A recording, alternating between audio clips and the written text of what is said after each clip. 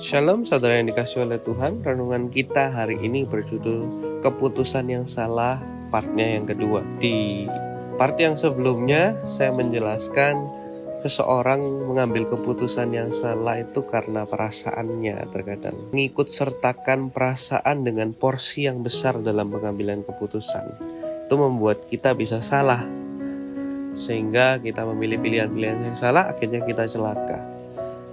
Di hari ini saya rindu untuk membagikan apa sih yang membuat kita mengambil keputusan yang salah yang lainnya lagi.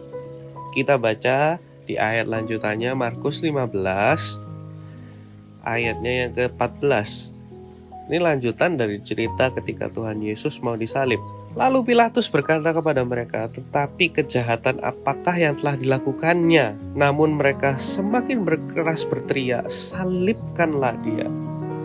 Dan oleh karena Pilatus ingin memuaskan hati orang banyak itu, ia membebaskan Barabas bagi mereka. Tetapi Yesus disesahnya, lalu diserahkannya untuk disalibkan. Kita hari ini belajar dari Pilatus. Keputusan salah yang ia buat karena dikatakan di ayat yang 15, Pilatus ingin memuaskan hati orang banyak itu.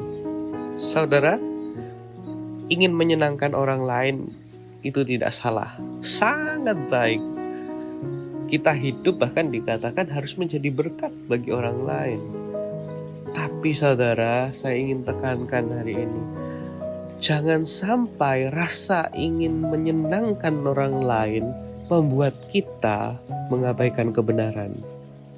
Rasa ingin memuaskan hati orang banyak jangan sampai membuat kita meninggalkan yang namanya kebenaran. Jangan sampai kita memutuskan pilihan-pilihan yang salah, yang tidak sesuai firman, yang tidak sesuai mau hatinya Tuhan, karena ingin memuaskan hati orang banyak. Alangkah baiknya ketika mengambil keputusan, kita harus lebih memprioritaskan menyenangkan hati Tuhan daripada menyenangkan hati orang banyak. Jadi tipsnya saudara, ketika kita mau mengambil keputusan, apalagi di keputusan-keputusan yang krusial, kita didesak orang banyak, apalagi dikerumuni orang banyak untuk memutuskan sesuatu yang penting.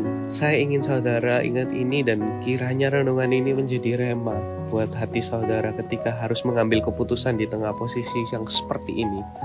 Yaitu, tanyakan apa yang membuat hatimu senang dengan pilihanku hari ini Tuhan. Apa yang menyenangkan hati Tuhan lewat pilihan-pilihan yang harus kuambil hari ini. Bukan apa yang menyenangkan hati orang-orang di depan kita. Karena keputusan yang menyenangkan hati orang banyak belum tentu benar, saudara. Justru terkadang bisa mengabaikan yang namanya kebenaran. Seperti yang Pilatus lakukan.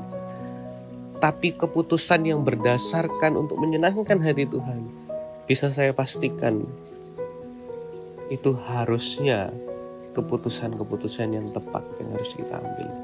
Jadi saudara, mari kita belajar hari ini.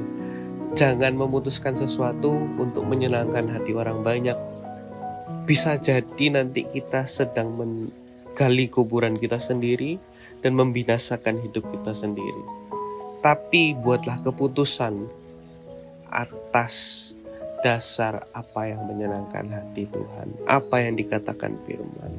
Sehingga itu akan membuat kita mengambil keputusan yang benar dan bisa menghidupi banyak orang karena keputusan kita, terlebih lagi hidup kita sendiri. Tuhan Yesus memberkati.